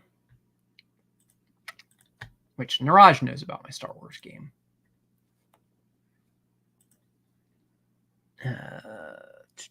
How do I? Okay. I'm trying to figure this thing out and how to do it. Let's do that. There we go. So this is these are two weapons from my Star Wars game that I made. And I brought this up because one of my friends did a comparison. He did his own poll of gun versus pistol or gun versus sword. Which would you take? And it was a terrible comparison of weaponry. Like just terrible. So I was like, okay, you're offering us these two weapons and their benefits are really dumb. So give me I'll give you an example. So I was like, all right, I created this example for him. And every person I've shown this to, when I give them the contrast and I say, look at these two weapons. All right, their thought process is, well, the gun looks really good, but the sword also looks really good. But the gun looks really good. And they begin to do the math in their head and in their mind. Which of these would they rather have? And it creates a conundrum. It creates a circumstance where they're not quite sure which would they go with. And hello, new people who just tuned in. I'm Crusader Jackaran. Feel free to say anything in the chat. So I was like, my point of this contrast is both weapons are good weapons. And the ultimate question comes down to, in the mind of the person picking one or the other, is what is your style? Are you the type of person who prefers a gun, or are you the type of person who prefers a sword? And that creates the contrast. That creates the switch in your mind to say, all right, how do I approach a situation? And I'll break these down. So the Ride the Lightning, the K16 Briar pistol, damage 2d8 plus 1d8. So it's 3d8 damage. Energy and ion. Range 12 meters, which is pretty close range. It's not that far away. It crits on a nat 20. On a crit damage, it does 32. So when you crit and you roll a nat 20, it does 32 damage outright. It has a proc chance. A proc chance is a special effect. So it has a proc chance of 20% to burn the target and also electrocute them. Then it has an extra 35% chance to do something called a static shiv proc. All right. It's power pack. A power pack is its ammo capacity. It has 4 out of 4 shots. It has a minus 90% from its usual. That's something that happens from mod 4. It has an ammo cost of 2d6. So you fire the first shot from this thing, you have about an 80% chance to drain the entire battery pack on it. All right. So that's noteworthy. Then for mod 1, it has a 10% chance, which is the 20% chance I put above. It has 10% chance to do an electric damage. Power draining increases the energy cost of it. Depleted or the elemental chance increases its heat and electric proc by 10%, and it increases static shiv by 10%. Depleted reload, what that effectively does is it decreases the maximum amount of ammo capacity in the blaster. That's where you see the 90%, the negative 90% to the power pack, bringing it down to 4. So I believe its power, its normal size is like without the depleted reload mod, the power pack would be like 20, 25, or 30. So it's dropping that down significantly. And then we have, at the cost for dropping down the size of the magazine, it allows you to reload at a faster rate. Then we have primed power. Primed power's effect is the first shot out of the weapon deals times 2 damage. So you have a low mag, but each shot that comes out of this thing, you do times 2 damage. So you can quickly reload, fire, and both shots will deal double damage. If provided you can actually pull off the reload. That's actually a DC roll. You have to do a sleight of hand check. And if you pass the sleight of hand check, the reload is a free action. So then it just depends on how many attacks you have.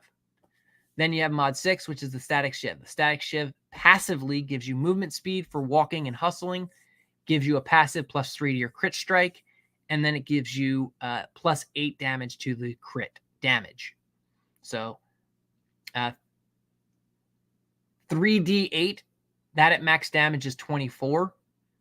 But you see at the above, it says the crit damage is 32. That's where that 32 is coming from. The extra 8 is coming from critical strike damage. And then the additional thing of static shiv is your attacks have a 25% chance to deal 1d8 ion damage.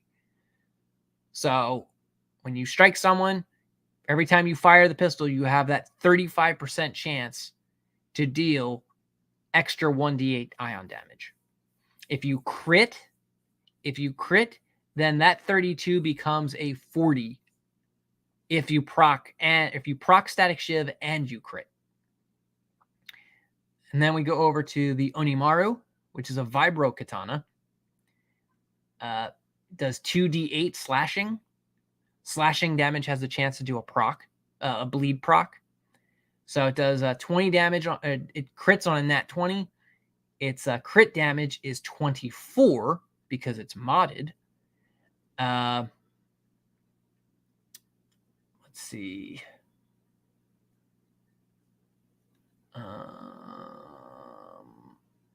Yeah, so it has, for the first 3 mods, it has a 10% proc chance. So the weapon's bleed proc is naturally a 10% chance to cause the target to bleed. But with the 3 mods increasing the proc chance by 10%, it brings it to 40% chance to bleed the target. And then it has an additional 10% chance to multi-hit, which is a ×2 multiplier. And then its final mod is Phantom Dancer, which has the same movement speed as Static Shiv, same critical strike as Static Shiv, same critical damage as Static Shiv. The difference is, as a movement action, so not as your attack, as your movement, you can enter a cloak that lasts 3 rounds and grants a damage multiplier of ×2 on attacks, and +5 to move silent and hide. After the first use of the cloaking field of that day, you require a fortitude save, DC 5, and then +4 every round after within a 24-hour period. Failure results in 3 wound damage and radiation poisoning. Attacking breaks the cloak. So you can enter into a cloak and gain a ×2 multiplier of damage. Now, that first cloak, you don't have to worry about radiation poisoning. It's if you decide to cloak again, you have to worry about that radiation poisoning. So potentially here, you can deal ×2 damage. If you multi-hit, you multiply that ×2 damage. And if you crit and multi-hit and get that ×2 damage, you are dealing... One moment.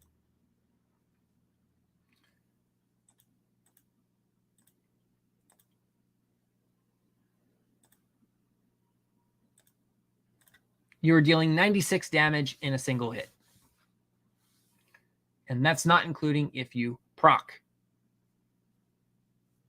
What do we have here? Mirage.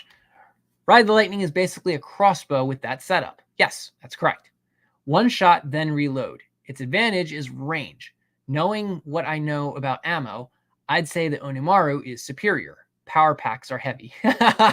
Yes, yes. Well, I had to point out to someone when I was talking about this is that the Vibro Katana also has a power pack. It's just a lot more efficient about it. In Star Wars, power packs or vibro weapons have power cells. And power cells, you have a lot more mileage out of a power cell because even though you turn it on and the sword is vibrating, or the axe, whatever the vibro weapon is, it's vibrating, the blade's vibrating, it doesn't really tax the blade unless it makes contact with physical objects. So you're still technically draining the battery, but it's more efficient if the battery just keeps going. And then when you hit something with it, now the battery has to actually up its RPMs to maintain the blade's cutting power. It's just, like I said, it's more efficient. And as you said, like, power packs are heavy. So, but as you know, in my game, if you have a bandolier with power packs all stacked in it, the Ride the Lightning isn't that bad because you can just quickly swap them out and fire them.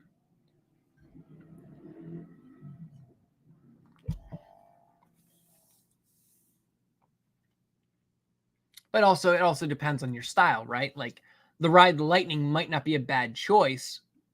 If you're a diplomat, or if you're going into a situation where it's like, hey, I'm not looking to fight people. I'm looking to deliver a quick blow and knock the target on their ass. Mirage says, yeah, 60 uses versus 1. The power cell and power packs both weigh the same. The Briar pistol that way would require you to carry a bag full of ammo for extended engagement. Correct. Yes. And that's what I was going to say, is that it comes down to, like, what type of engagement do you foresee yourself getting into? You know, if you see yourself getting into a long firefight, you might not want to have the Ride the Lightning. However, like, it is a weapon that's like, hey, this is a nice little ace up my sleeve. You know, this is something I can pull out and it packs a punch baseline. Like, it's 3d8 damage out of the starting gate. Now, if it does any of its other effects, on top of it does ×2 damage on the first hit. So, you know, if I pull this thing out, it's a pure intimidation weapon. You know, it's like I pull it out, fire away, knock the enemy down. They're going to think twice. If they don't know what's in the weapon, I can shoot one person and then point it at another, you know, and be like, hey, drop your weapon.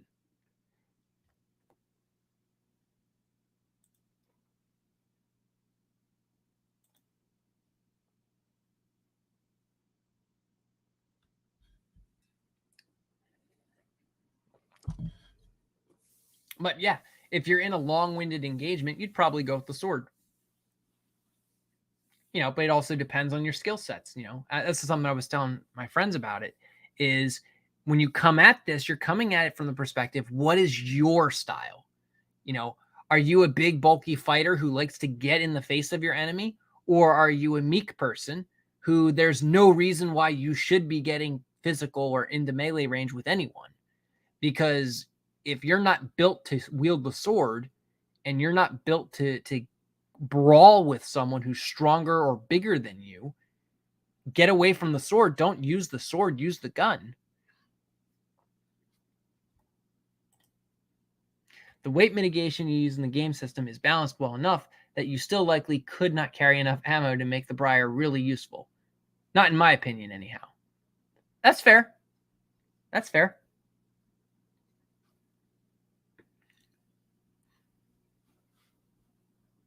Yeah, I mean, I rate, I'm looking at like the, you could have one bandolier with something like 6 power packs on it. 6 free power packs. Most combat encounter you guys are in last about 6 rounds.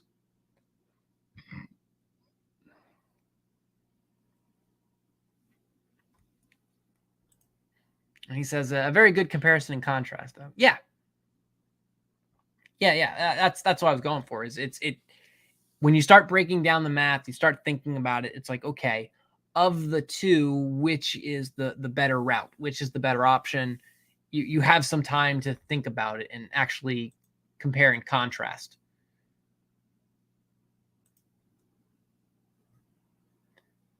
And I'm actually thinking about it. I'm right now going over my my crafting for the game. And okay. So for the munitions crafting kit, it's 3 uses and 5 pounds, right? So let me look at what is the... I forget what the weight is for a power pack. General crafting. Common market. And power pack is 1 pound. Okay, so that's that wouldn't be really efficient. But yeah, a regular power pack is 1 pound. So, as I said, you could carry something like oh, okay, yeah, you put it in chat. Power packs weigh 1 pound per. Yeah. So you could get a bandolier that can holster in 6 or so power packs and carry just the pistol. And it's enough that, hey, you can kick some ass with just that pistol. You can actually carry light and pack some serious heat with the Briar pistol. Now, if you're like, no, I want to prep for some long-term engagements, for a firefight. I don't want a gun that's going to drop out on me, that I have finite amount of shots and then I'm done. Or a gun that's very ammo inefficient. Yeah. You could also modify the gun, get rid of its power draining, or get rid of its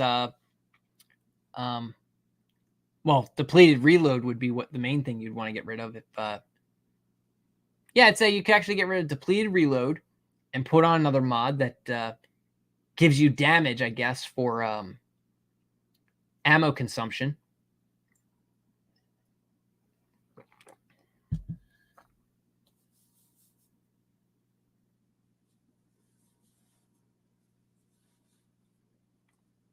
Yeah, Niraj says, at the risk of a DC 10 or 12 sleight of hand roll, yeah. Miss the roll, though, and your efficiency slides right off. Yeah. Well, that's always the game. Is, it's like, okay, say you miss your reload and you miss your shot. Like, you miss your shot first. You're like, okay, I reload. You miss the reload. Well, you effectively stunned yourself.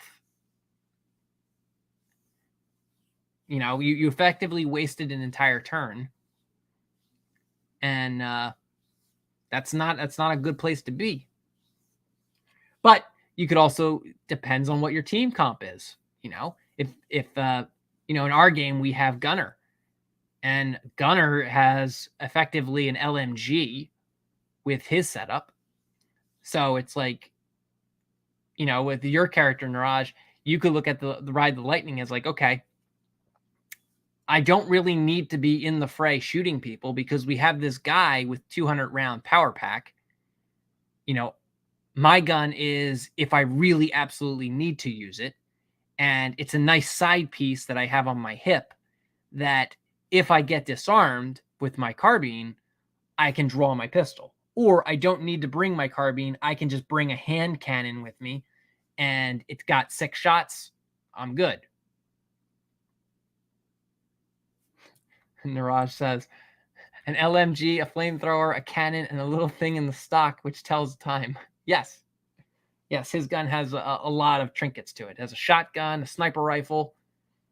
I know you said cannon. The cannon is the sniper rifle, but and I don't know if you know everything that gun can do, but when it gets to its fully modded out status, in the words of Doc Brown, you're gonna see some real shit.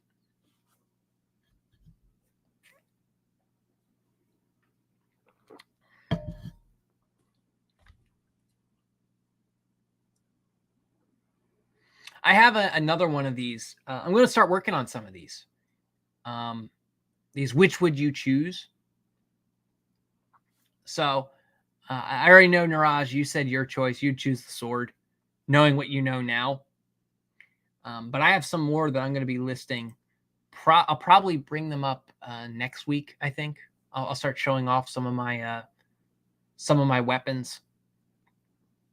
I might do it like maybe once every stream. I'll bring up which would you choose weapon comparison. I'm thinking that might be a nice little tradition to get going.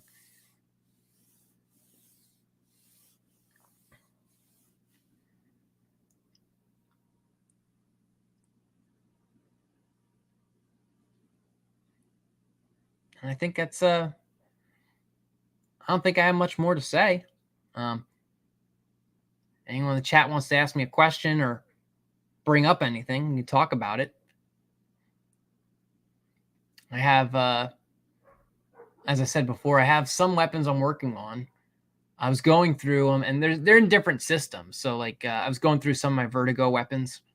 The Vertigo weapons are fascinating because they're superhero, but they're like supernatural based. So some of those player weapons and equipment are meant for the different characters.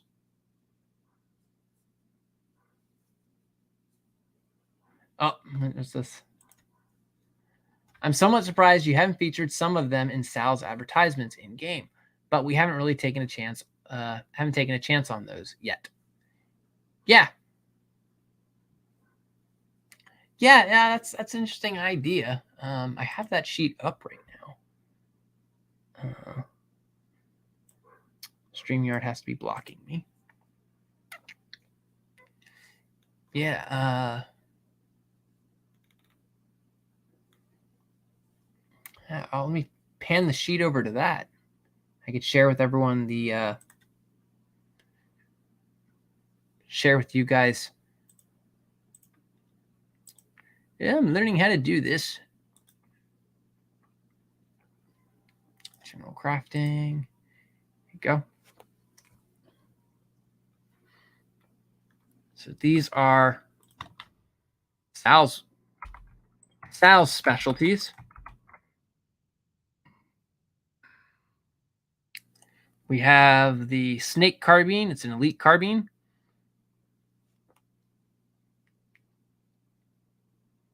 Its value can be 5D 100 times 10.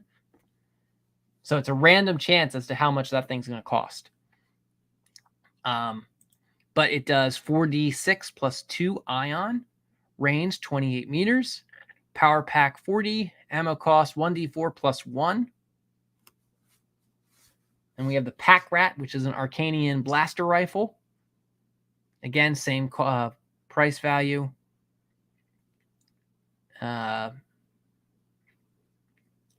3d6 ion.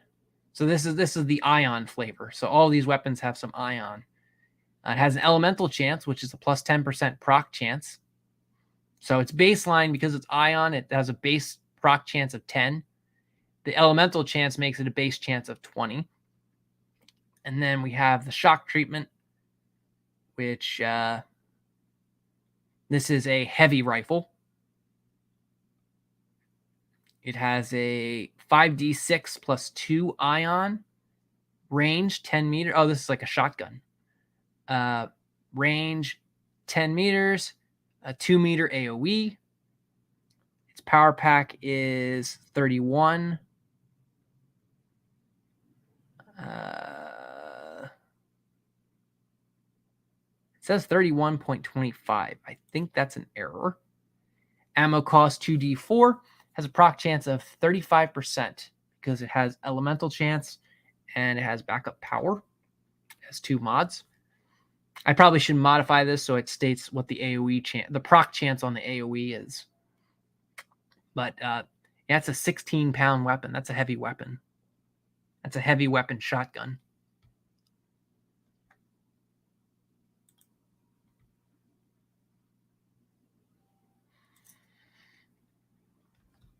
But yeah, so I'll start sharing some of this stuff. I'll start bringing it up, and in future streams, I'll start showing off some of the weapons that I've made, and I'll let people see them, see some of the crazy stuff that I come up with. Because I know whenever I've shown other DMs some of the weapons I've come up with, they're blown away. They're like, "Oh my god, that's so good." I was just telling someone the other day about an item I had given Benefactor in my Fair End Time campaign. This person was like, "Wow, that item sounds really good." So I might have to do a stream where I highlight and spotlight some of the really cool trinkets and gadgets I've given people, because I think that would be fun.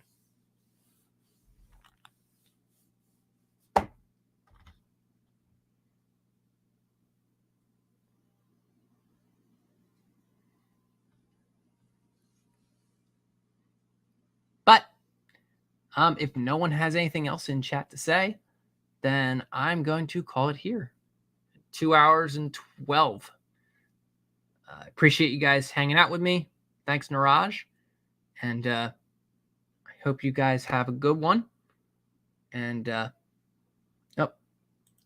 he says, yeah, your crafting system would make a good subject for a stream, I think. Yeah, that's a good idea. I've already talked a little bit about it, but yeah, maybe I could take the opportunity to dig into it. Good show. Thanks, Jackaran. Yeah, man. Thank you. So, yeah, I'm going to get out of here. You guys have a good one. Peace.